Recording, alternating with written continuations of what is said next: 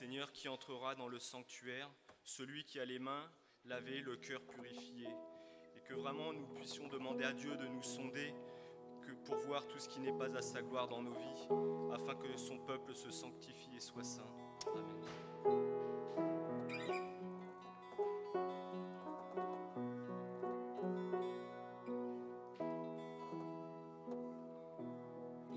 Seigneur, qui entrera dans le sanctuaire pour t'adorer. Seigneur, qui entrera dans le sanctuaire pour t'adorer. Celui qui a les mains lavées, le cœur purifié, qui n'a pas de vanité et qui sait aimer.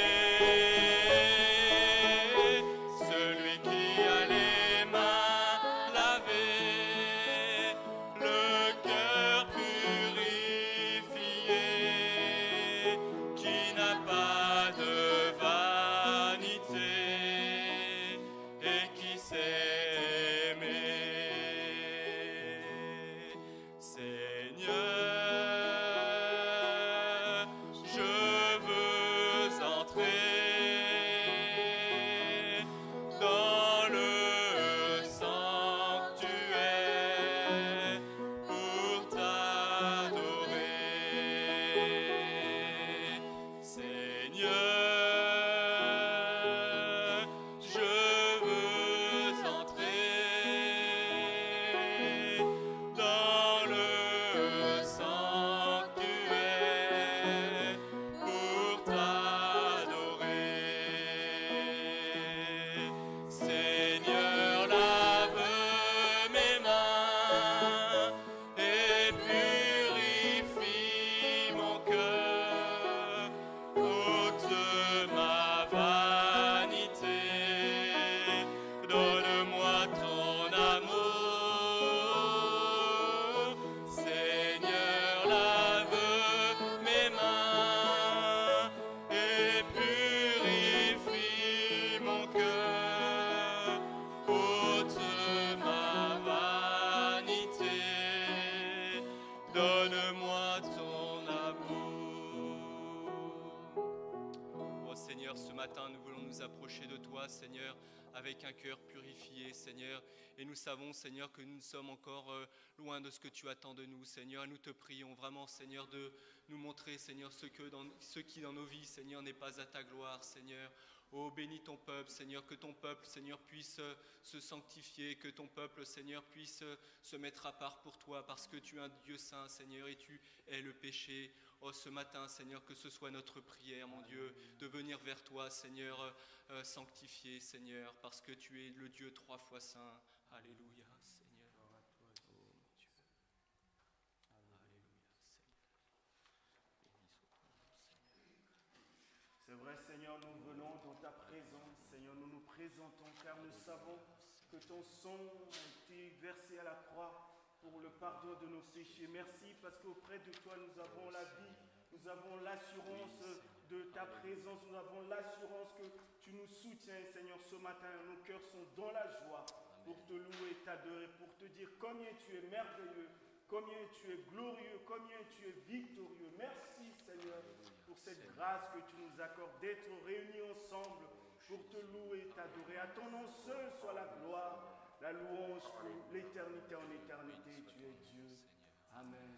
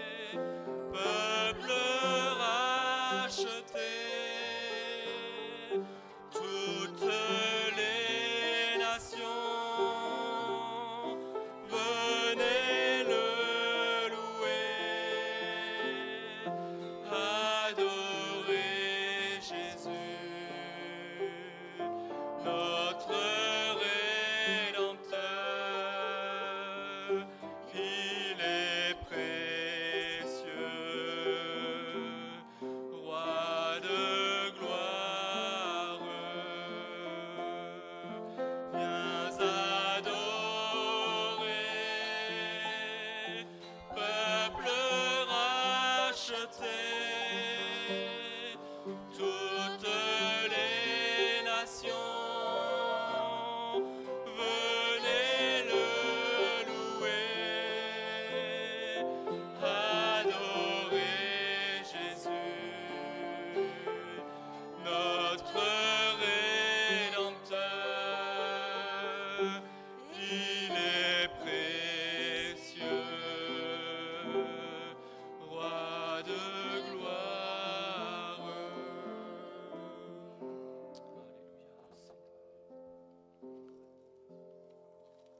Que librement nous puissions adorer notre Dieu. Oh Seigneur. C'est vrai, Seigneur, tu es précieux. À nos yeux, tu es précieux en réalité, tu es précieux pour tout l'univers. Alléluia. Tu es le roi de Jésus. gloire. Oh C'est celui qui Seigneur. règne. Pour la volonté s'accomplit, Seigneur. Alléluia. Merci, nous sommes là devant toi pour reconnaître cela. Pour reconnaître ta règne sur nos vies, ton règne sur le monde. Pour t'adorer, Seigneur, parce que tu es notre Dieu. Tu nous as fait tellement de bien, Seigneur, depuis que nous te connaissons. Oh, Tu es merveilleux bien Seigneur. Tu es vraiment le Seigneur. Oh Jésus. Celui qui règne et qui Alléluia.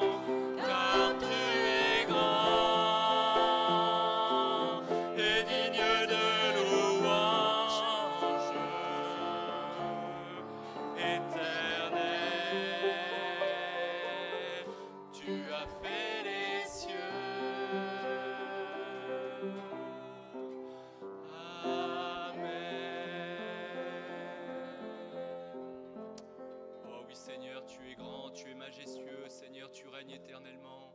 Et ton peuple ce matin te loue, ton peuple veut t'adorer, Seigneur, pour ta grandeur. À toi soit la gloire éternellement, Seigneur. Tu ne changes pas, tu es toujours le même, Seigneur. Tu es sur ton trône et toutes choses, Seigneur, te sont soumises. À toi la gloire, Seigneur. Alléluia. Oh mon Dieu, que ton nom soit élevé, Seigneur. Béni sois-tu, Seigneur. Oh, alléluia. Oui, j'ai mis mon espérance en l'Éternel. Amen. Et il Oui, m'a Seigneur. répondu. Du Alléluia. sein de la Jésus. détresse, il a entendu. Alléluia. Mon soupir ne lui a jamais laissé. Il a tout entendu. Et voici l'Éternel entend. Il entend ton cri, il entend ton soupir. Il entend tes interrogations. Et l'Éternel veut te secourir, Amen. te À relever. toi, Seigneur. Il est venu pour toi. Béni soit ton nom. Il a été rejeté pour toi. Il a donné sa vie pour Amen. toi. Alléluia. Alors, il a entendu ton soupir, ton cri. Et l'Éternel vient vers toi pour te relever, pour te secourir. Gloire à notre Dieu. Oh, béni soit ton nom, Seigneur. Alléluia. Gloire à ton nom. Ton nom est grand, Seigneur. Ton nom est puissant, Seigneur. Alléluia. Oh, Jésus, Jésus, Jésus. Visite ton peuple ce matin, Seigneur. Alléluia, Seigneur.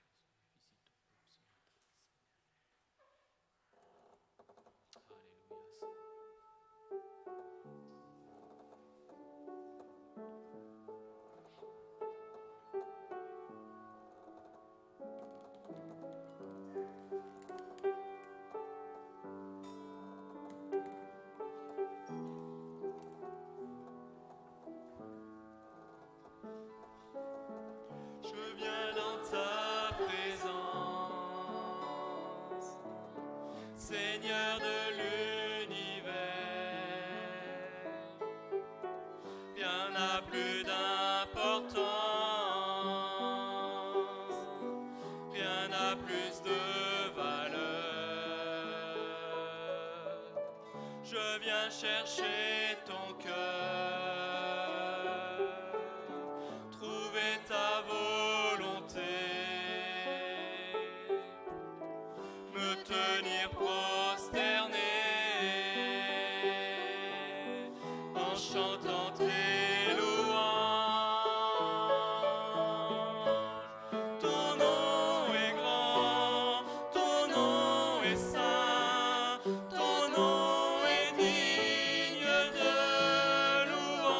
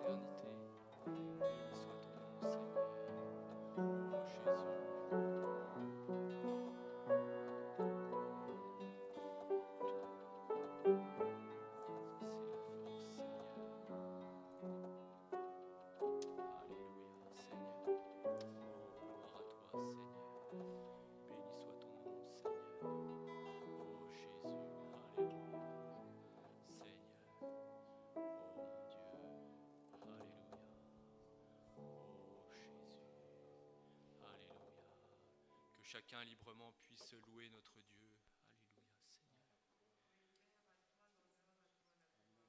Alléluia, Seigneur. Oh oui, Seigneur. Oui, Seigneur. Toi qui renouvelles tes bontés chaque matin, Seigneur Père, nous te disons merci.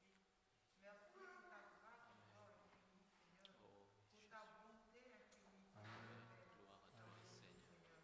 Merci, Oh, ô éternel des âmes. Que la gloire et l'honneur te soient rendus. Alléluia, Au nom de Jésus. Jésus. Amen. Amen. Amen.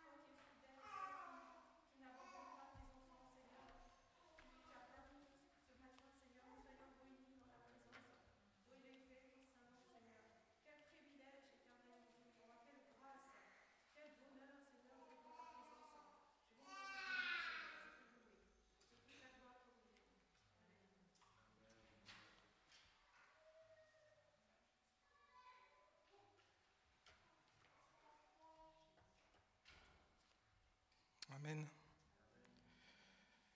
Je vais vous lire ce passage qui est dans Jean 14, versets 1 à 4.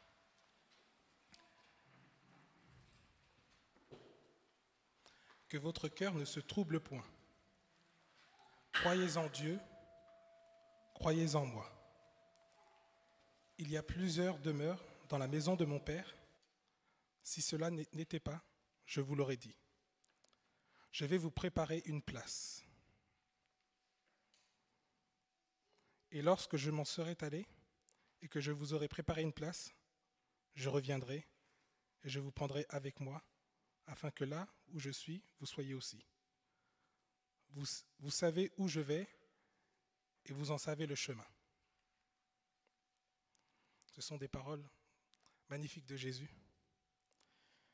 Nous savons que Dieu est amour. Il a donné son Fils Jésus afin que nous puissions découvrir le véritable amour. Le monde a déformé le sens de ce mot, mais Jésus est descendu, il a été envoyé pour nous en donner vraiment toute la profondeur. Cet instant que nous vivons, chaque dimanche est solennel, symbolique et manifeste notre espérance. La grâce est notre héritage. Dans Jean 19, 30, Jésus déclare, avant de rendre l'esprit, « Tout est accompli ». Acceptons cette réalité. Il a tout accompli et en lui nous avons la vie. Participons avec joie et reconnaissance au Saint Repas. Et que ceux qui n'ont pas encore fait ce choix de passer par les eaux du baptême puissent comprendre que devant Dieu, nous sommes tous égaux, nous sommes tous faibles de par notre nature humaine. Cette crise sanitaire nous l'a d'ailleurs démontré, mais celui qui déclare avec foi « Je puis tout par celui qui me fortifie » choisit la bonne part qui ne lui sera pas ôtée.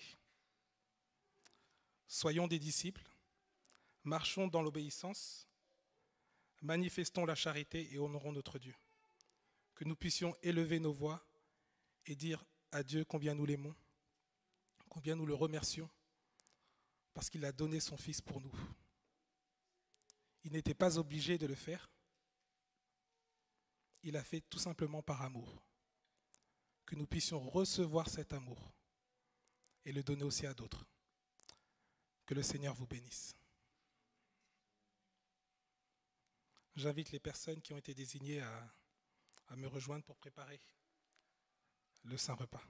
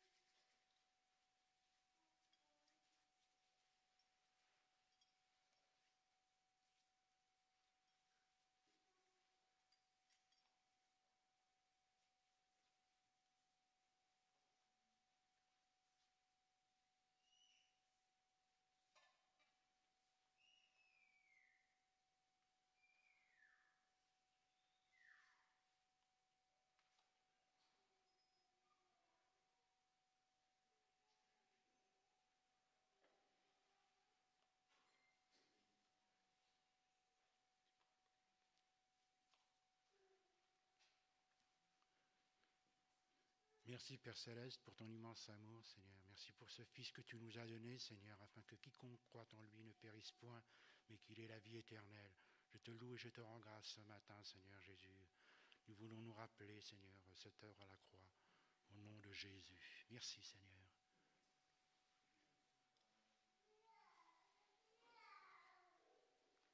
Tous ceux qui ont été baptisés d'eau par immersion, bien sûr, et qui sont dans la maison du Seigneur, se lèvent à leur place et nous partageons ensemble ce Saint Repas avec joie et dans la louange. Pour louer le Seigneur, passons la coupe et le pain et nous bénissons. Vous pouvez bien sûr enlever le masque lors de prendre la Sainte Seine, ça reste quoi.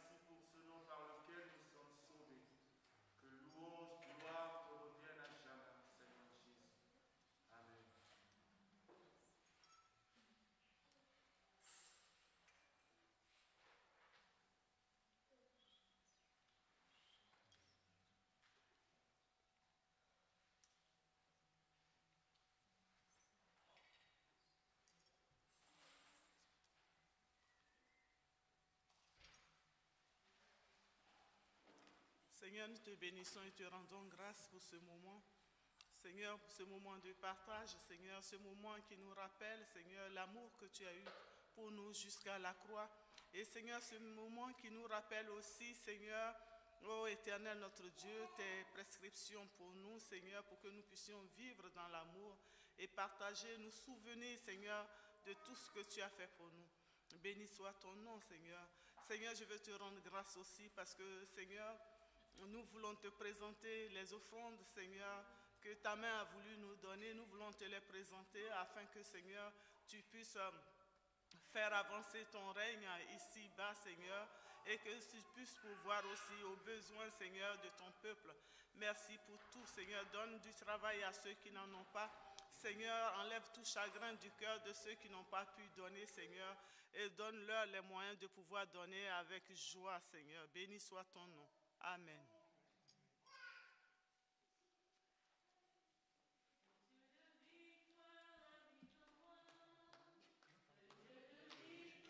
Vas-y, tu peux.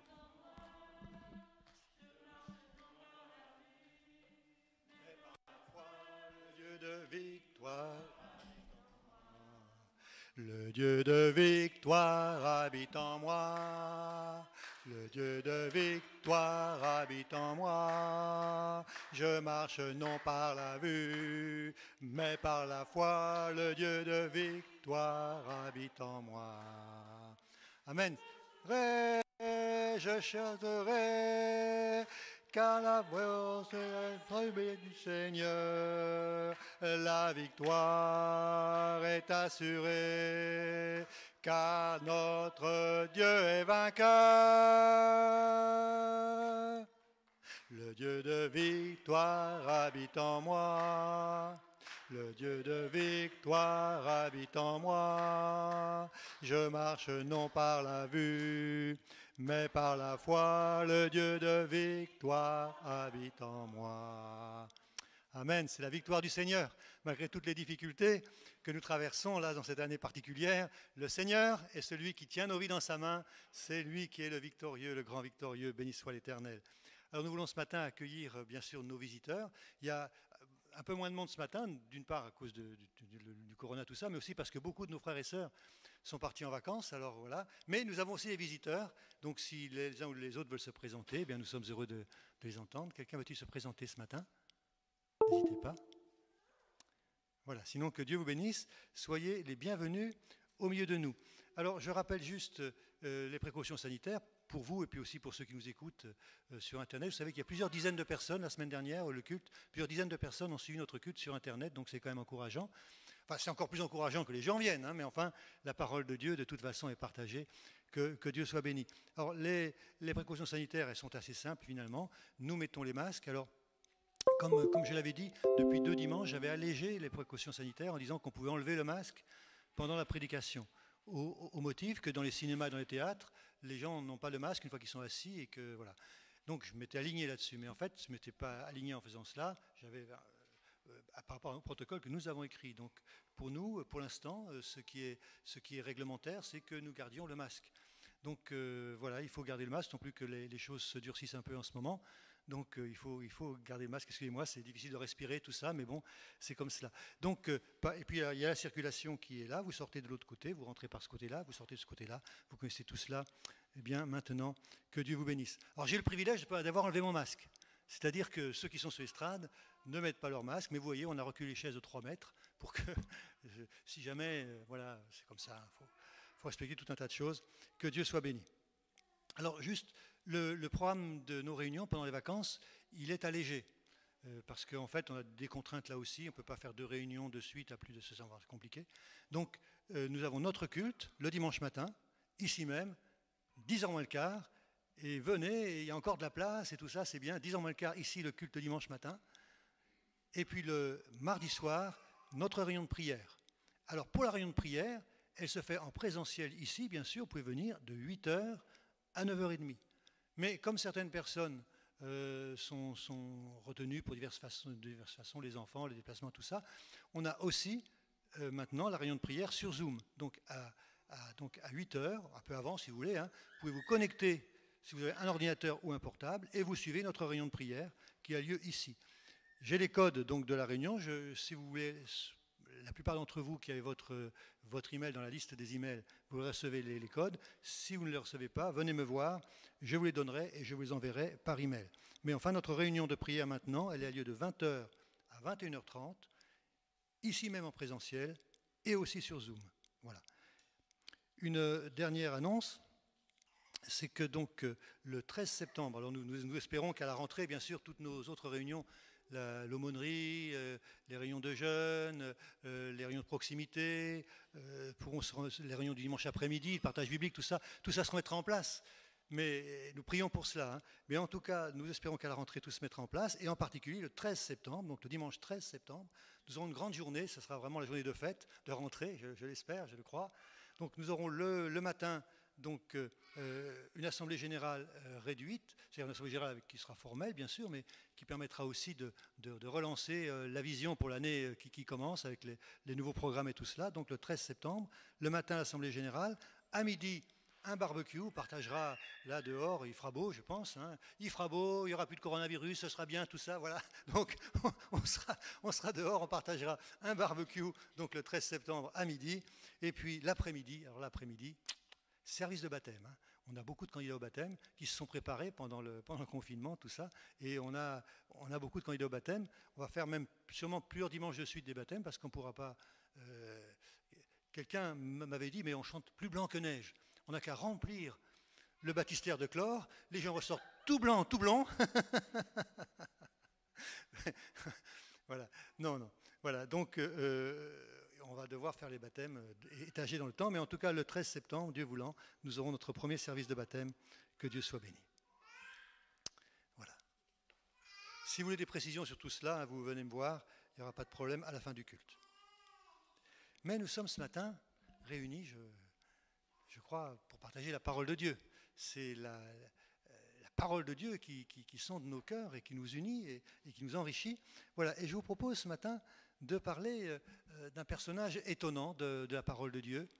Une femme éminemment pécheresse, mais qui a vu un salut glorieux. Et c'est bien de voir cela. L'apôtre Paul disait « Je suis premier des pécheurs », mais peut-être que Rahab était pas loin derrière, en tout cas. Voilà. Que Dieu soit béni. On va parler de Rahab. On va lire donc dans le livre de Josué, bien sûr. Et regardez. Nous sommes là, tranquillement installés, dans la maison de Dieu, sans aucune crainte, étant sûrs de sa bénédiction, à tel point que nous croyons que c'est normal, que c'est habituel, que c'est comme cela, on vient, on voit un programme, on vient, c'est possible, c'est un lieu public, voilà, on est là, et on loue le Seigneur. Et on est conscient, nous qui sommes là, que le Seigneur revient bientôt. Et même que des jugements vont s'abattre sur le monde. Nous ne les souhaitons pas, nous prions pour que le plus grand nombre soit préservé, mais enfin c'est une réalité biblique, une réalité que nous voyons progressivement se mettre en place. Des jugements vont s'abattre sur le monde. Et cependant, nous sommes dans la paix, dans la confiance. Moi, ça va bien, hein, vous aussi. Hein. Ben, c'est ça, hein, on est comme ça. Et c'est bien, c'est normal, c'est comme ça qu'il est ainsi. Mais cela pourrait paraître tout de même choquant. Comment pouvons-nous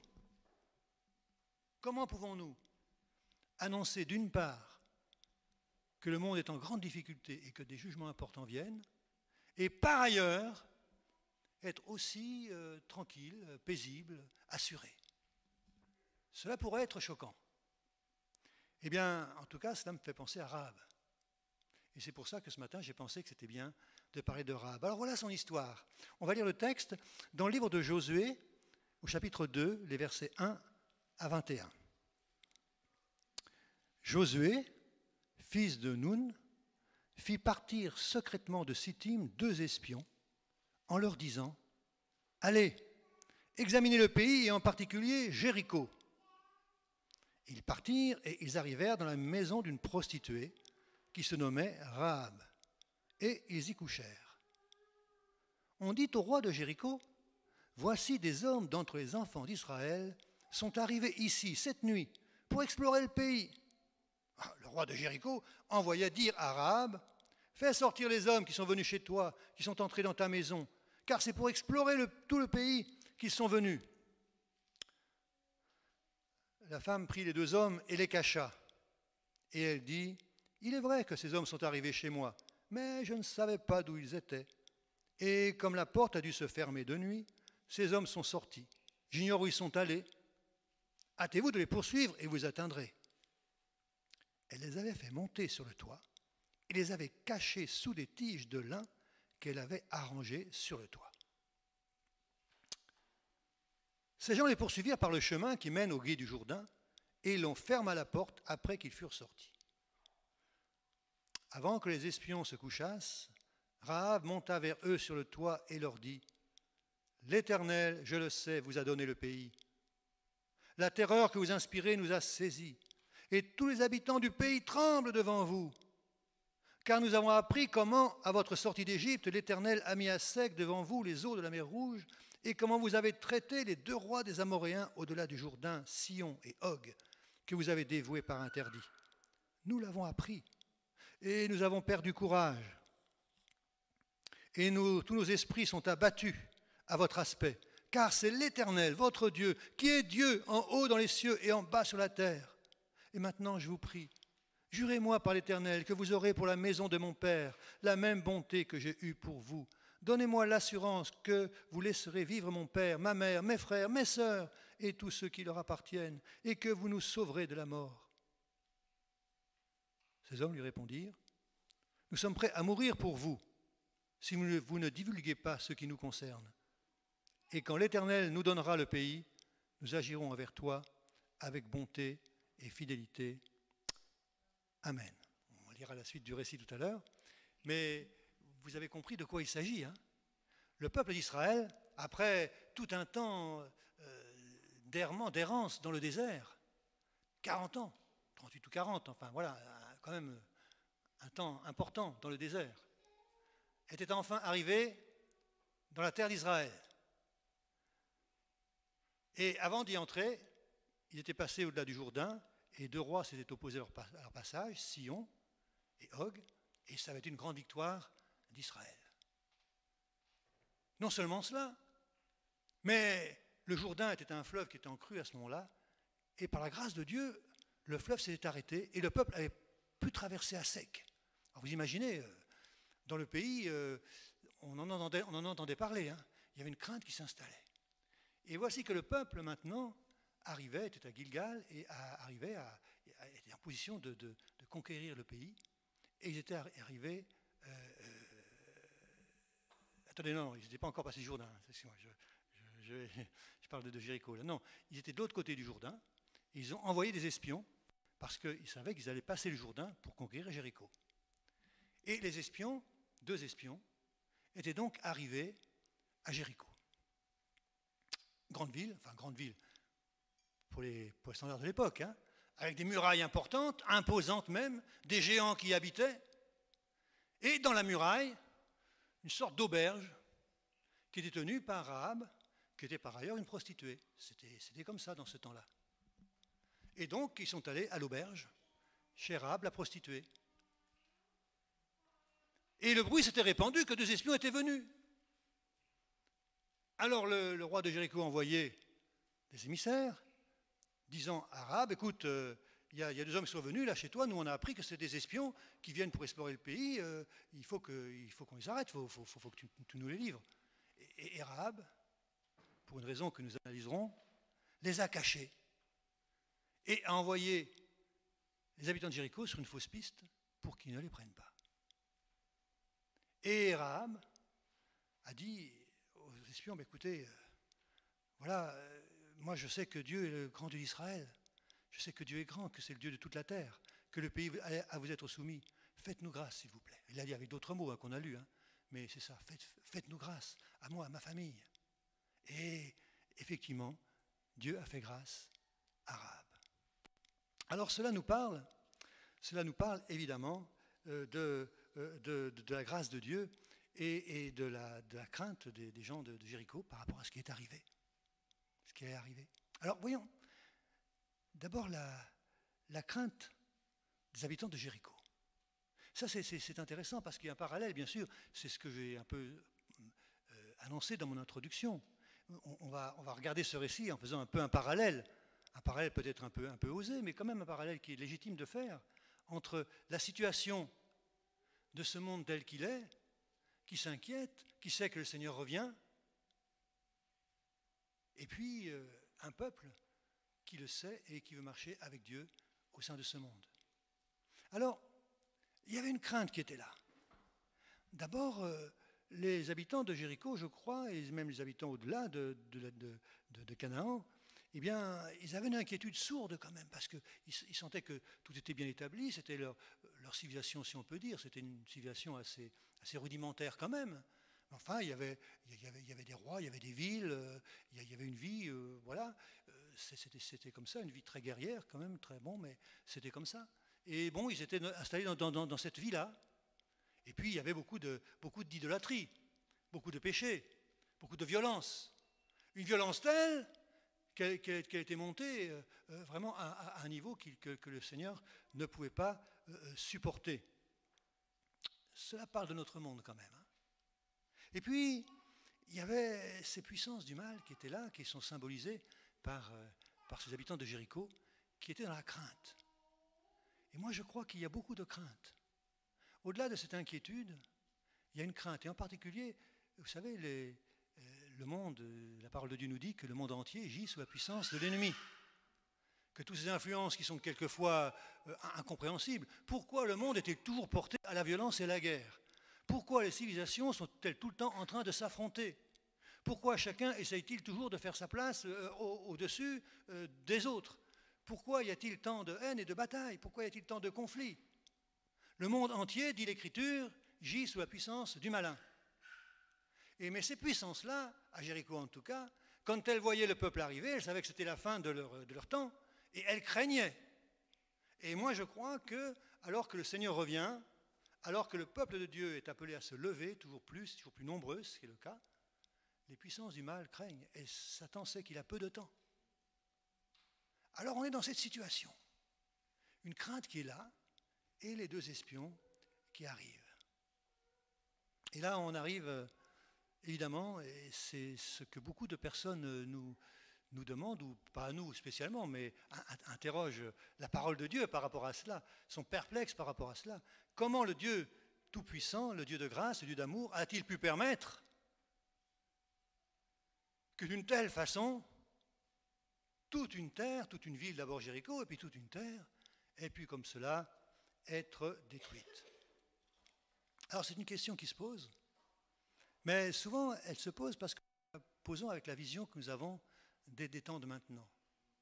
Savez-vous, avez-vous pris conscience de cela, que depuis que la France est France et que le monde est monde, il n'y a jamais eu une période comme celle que nous avons vécue? Vous vous rendez compte, depuis 45, 55 ans, plus 20, 75 ans, 75 ans de paix. Ce n'était jamais arrivé.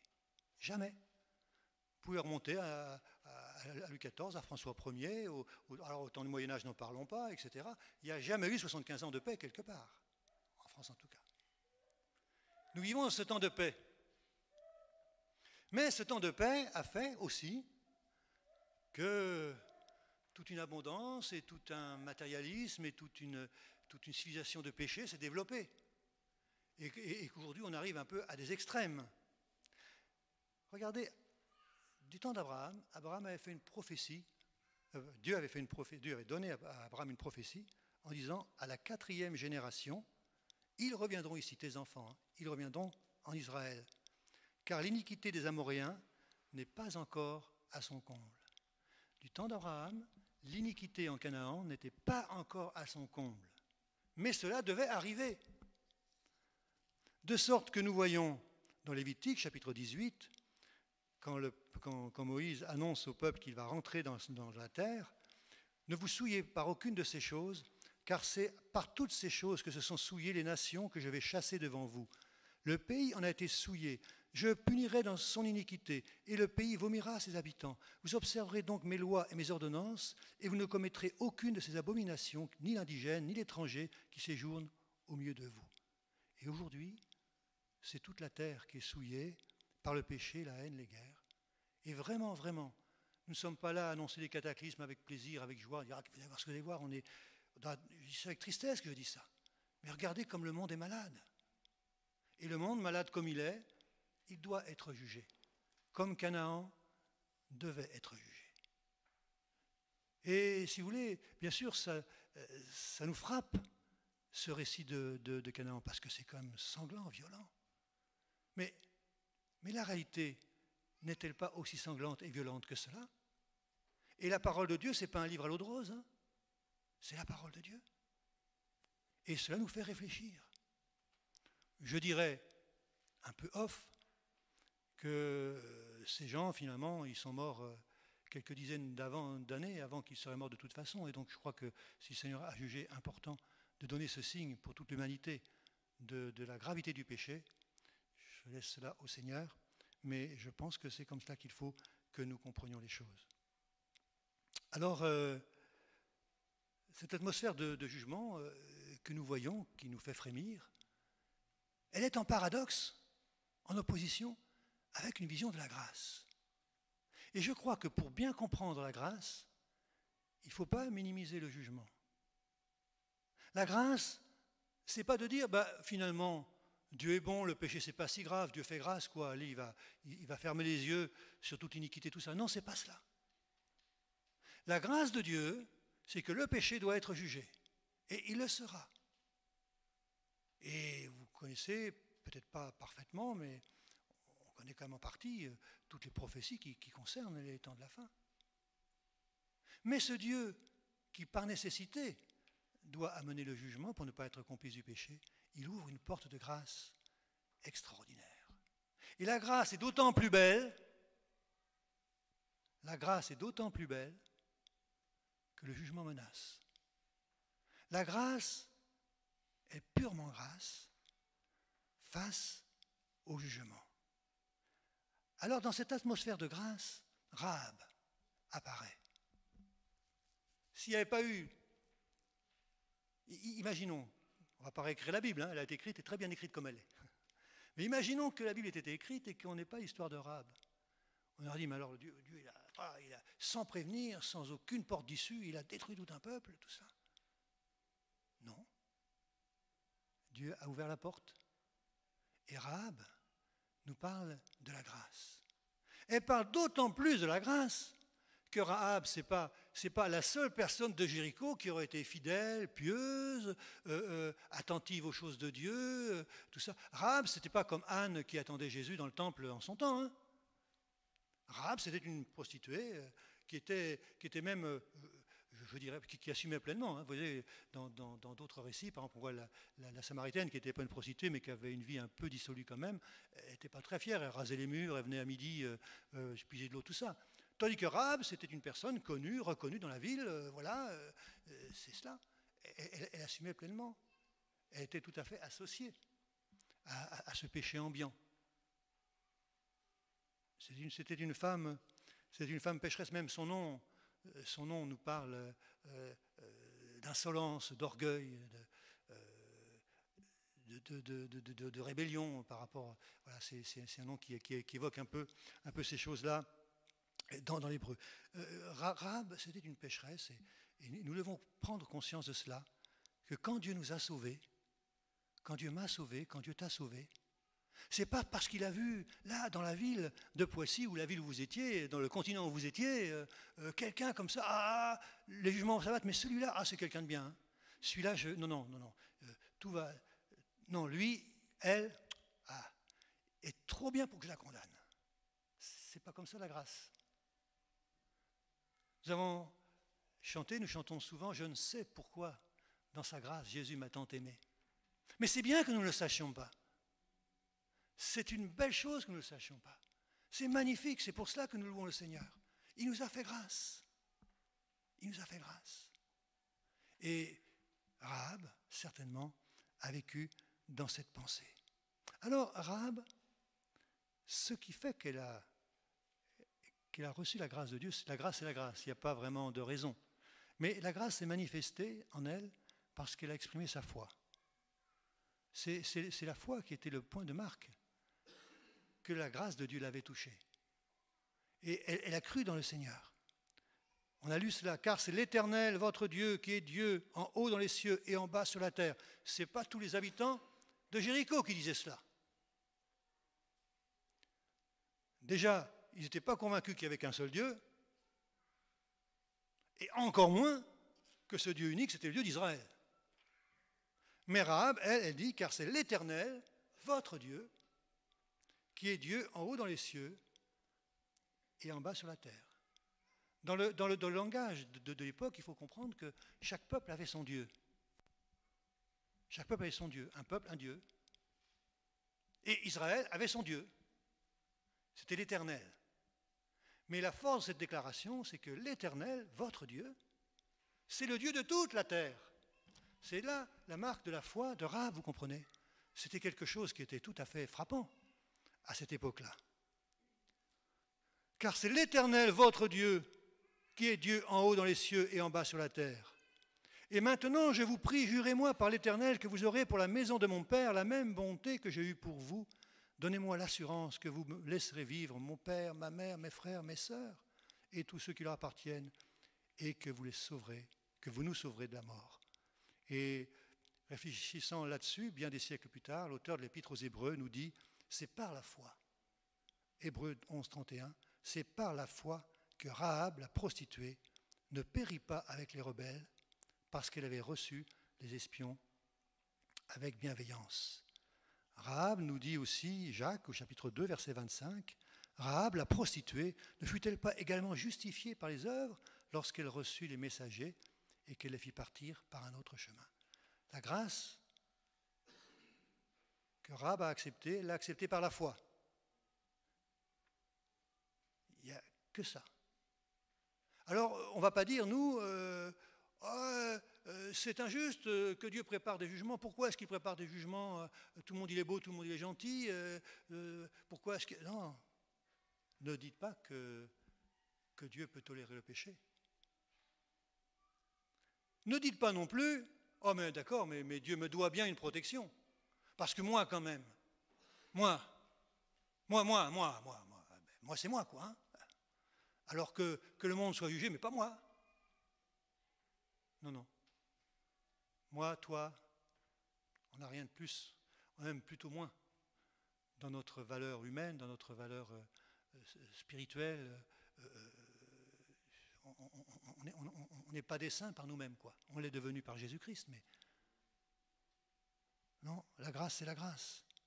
On devrait dire, j'ai offensé Dieu, mais je sais qu'il fait grâce. Et ayant dit cela, c'est là-dessus que joue l'Épître aux Hébreux et l'Épître de Jacques.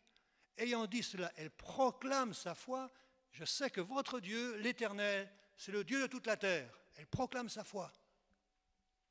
Et c'est la foi qui la sauve. Et parce qu'elle est sauvée, elle agit. Et donc, elle a mis sa foi en action. Elle a engagé sa vie quand même. Hein.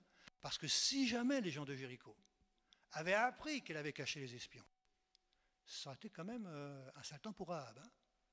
Donc, vous voyez bien, cette femme pécheresse, enfoncée dans le péché, certainement plus que d'autres de son temps, mais touchée par la grâce, a compris que malgré les jugements qui venaient, dont elle avait pris conscience, malgré ces jugements-là, il y avait une voie, une issue, une possibilité, une seule.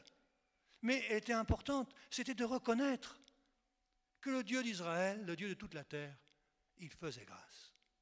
Et c'est en ce sens que le parallèle peut être tout à fait fait pour notre monde d'aujourd'hui. Nous ne sommes pas là à souhaiter que le jugement s'abatte. Nous ne sommes pas là non plus à dire mais tout va aller bien, le coronavirus va disparaître, les tremblements de terre il y aura de moins en moins, les guerres dont on entend parler, non, elles ne se multiplieront pas, tout le monde va se réconcilier, l'ONU va devenir vraiment, arriver à faire la paix dans le monde entier, tout ça, ça va bien, vous en faites pas, tout ça. Non. On ne dit pas cela non plus. Mais on dit que dans ce monde qui est malade et qui va être jugé, il y a une issue, une voie. Une voie avec un E, une voie avec un X si vous voulez. Hein. La voie de Dieu. Et que cette voie, c'est la grâce. La pure grâce. La grâce imméritée. La grâce inexpliquée. La grâce que l'on reçoit et dans laquelle on vit sans jamais bien la comprendre. La grâce qui est le fondement de notre vie. Et c'est là le paradoxe dont je parle, le paradoxe de Rahab. Un monde qui va être jugé et une personne qui croit que Dieu fait grâce. Et vous savez, toutes les personnes qui ont suivi Rahab dans son témoignage, et la Bible ne le dit pas, mais on voit dans d'autres exemples, avec Lot et tout ça, que c'est quand même pas évident dans ces situations-là de convaincre les autres qu'il faut croire au Seigneur. Hein. Et en tout cas, tous ceux qui ont suivi Rahab, qui ont accepté d'être sous sa protection, dans sa maison, le jour où le jugement s'est abattu sur Jéricho, ceux-là ont été sauvés. Elle avait prié pour eux. Elle avait demandé de venir. Et cette maison du salut, cette maison de la grâce, nous parle un peu comme l'Arche de Noé, comme plusieurs exemples de la parole de Dieu, nous parle de l'Église en fait. Et le seul endroit où dans la grâce, on peut recevoir le pardon de Dieu, la bénédiction de Dieu, alors que les jugements viennent. Nous voulons être donc dans cette situation. Et c'est vrai que la promesse s'est accomplie. Josué dit aux 2 hommes qui avaient exploré le pays, c'est quand les jugements sont abattus. Hein. En Josué 6, les murs de Jéricho étaient tombés, c'était la défaite absolue des gens de Jéricho, parce que le peuple d'Israël, avec ses trompettes, avait fait tomber les murs. Hein, voilà. Et donc, ils étaient rentrés dans la ville. Josué dit aux 2 hommes qui avaient exploré le pays, « Entrez dans la maison de la femme prostituée et faites-en sortir cette femme et tous ceux qui lui appartiennent, comme vous le lui avez juré. » Les jeunes gens, les espions, entrèrent et firent sortir Rahab, son père, sa mère, ses frères et tous ceux qui lui appartenaient.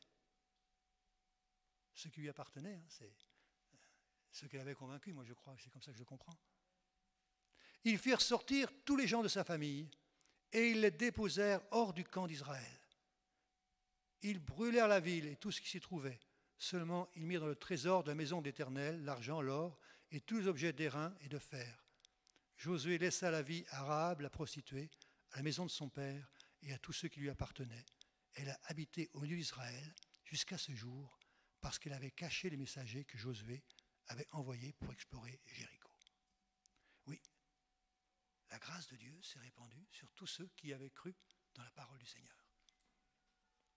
Et alors, les espions avaient demandé à Rahab quelque chose qui est très symbolique.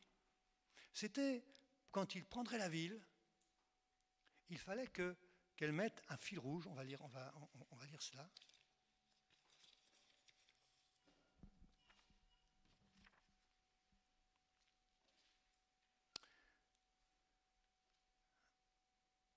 Alors, nous sommes prêts à mourir pour vous si vous ne divulguez pas ce qui nous concerne, c'est les espions qui disent ça.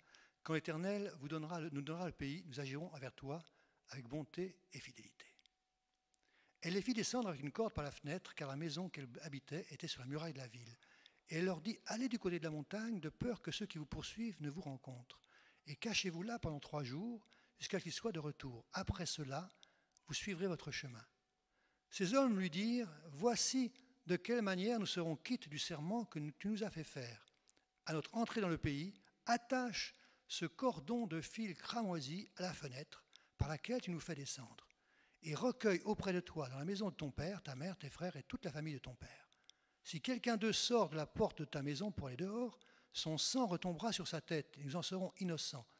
Mais si on met la main sur l'un quelconque de ceux qui seront avec toi dans la maison, son sang retombera sur notre tête.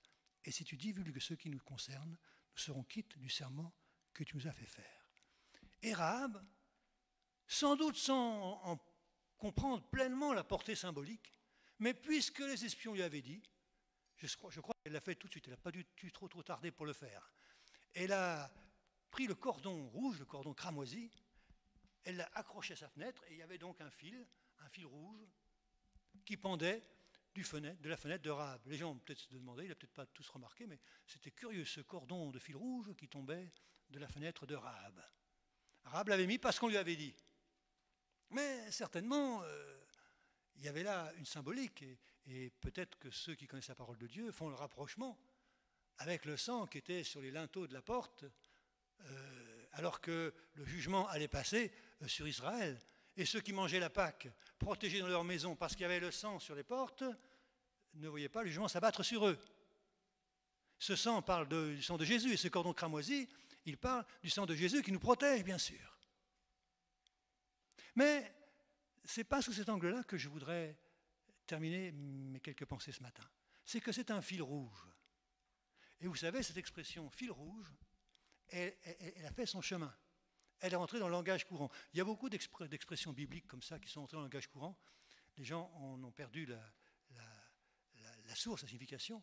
Mais le fil rouge, vous savez, quand on parle d'un récit ou d'une saga, comme on dit maintenant, une suite de récits, voilà, il y a quelquefois des événements récurrents qui reviennent tout le temps, qu'on ne remarque pas au premier abord, mais qui finalement, on s'aperçoit, font l'essentiel de la trame du récit.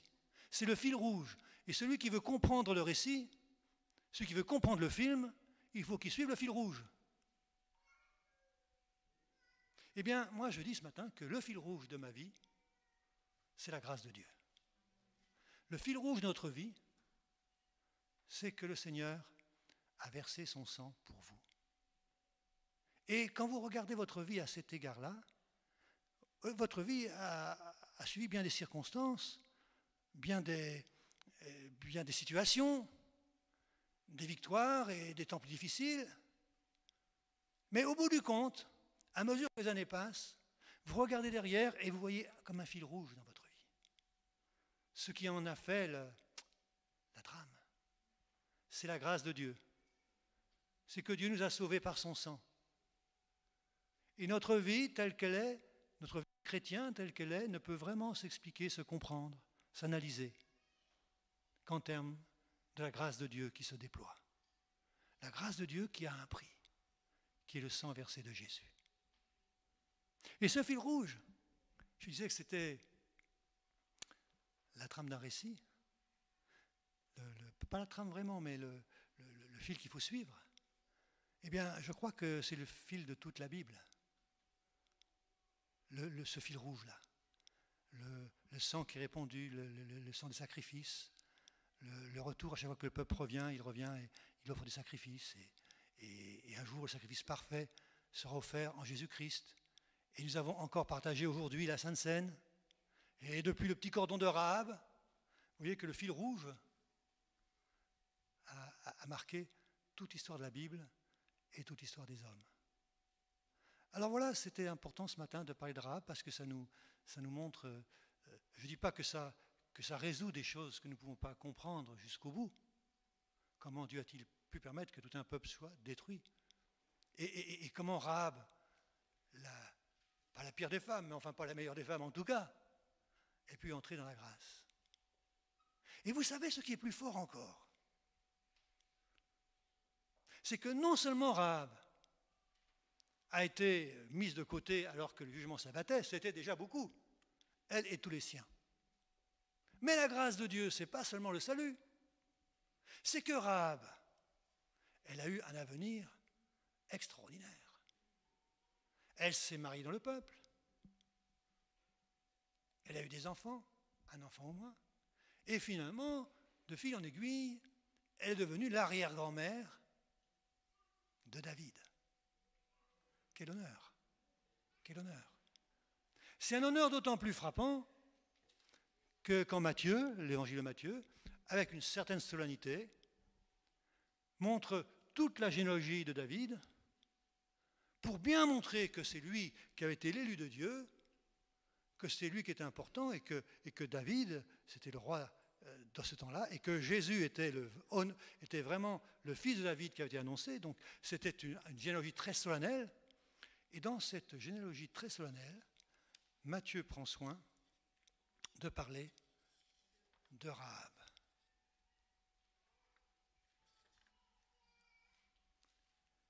Salmon, donc, engendra Boz de Rahab. Donc, Rahab s'est mariée à Salmon, elle a eu Boz. Boz, vous savez le mari de Ruth, hein? Rose engendra Obed de Ruth. Obed engendra Isaïe qui avait 7 fils et qui avait reçu Samuel et tout ça. Et Isaïe, il a engendré David. Voilà. Et la grâce de Dieu, alors, nous ne serons pas, nous, dans la généalogie de Jésus. Hein. Ça, le temps est passé maintenant. Hein. Mais je crois que la grâce de Dieu dans nos vies, ce fil rouge, il va se déployer encore. Et qu'il y a de grandes bénédictions à attendre. Ici-bas sur terre, dans l'au-delà, ce n'est pas prêt de terminer. Ce fil rouge, il n'est pas prêt de se terminer. C'est la grâce de Dieu. Il vous a appelé, il m'a appelé, il a fait de nous ses enfants. Nous croyons cela, nous voulons le vivre et nous y complaire, je dirais. Hein. Nous qui étions pécheurs, il nous a fait grâce. Je terminerai sur ce verset de l'Épître aux Romains, 8,32. Lui, notre Dieu, hein, qui n'a pas épargné son propre Fils, mais qui l'a livré pour nous tous, comment ne nous donnera-t-il pas aussi toutes choses avec lui? Dieu vous a sauvé dans un monde en flammes, il vous a sauvé, et la grâce qu'il veut déployer en vous ira bien au-delà de ce que vous pouvez demander ou penser.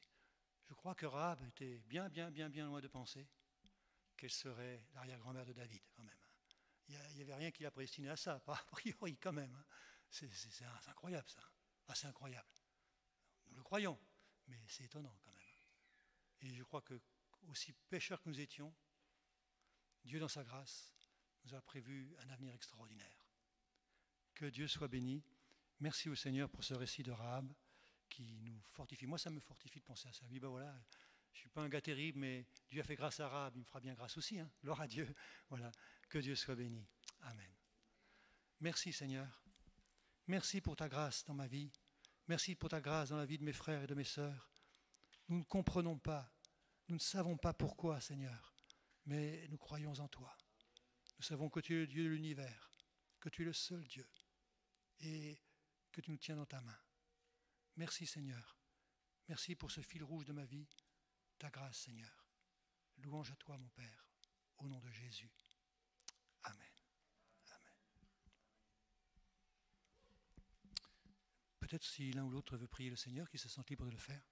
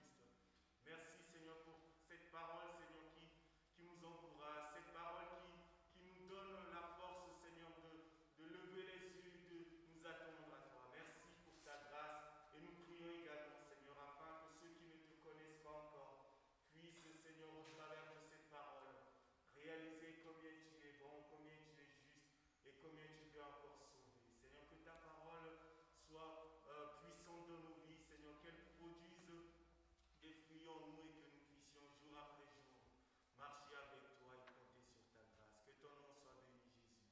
Amen.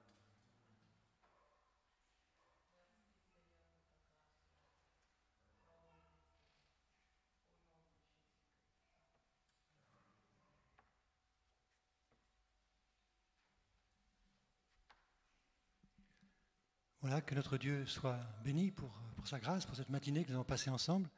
Que Dieu vous raccompagne dans sa paix. Nous saluons fraternellement tous ceux, toutes celles qui nous suivent sur Internet en cet instant ou qui nous suivront en différé. Voilà, que Dieu soit béni. Vous pouvez d'ailleurs resuivre le culte à partir de cet après-midi sûrement. Vous pourrez retrouver le culte aussi en différé sur YouTube, sur notre chaîne YouTube ou sur le site de notre Église. Voilà, que Dieu vous bénisse, vous raccompagne. Voilà, soyez bénis du Seigneur.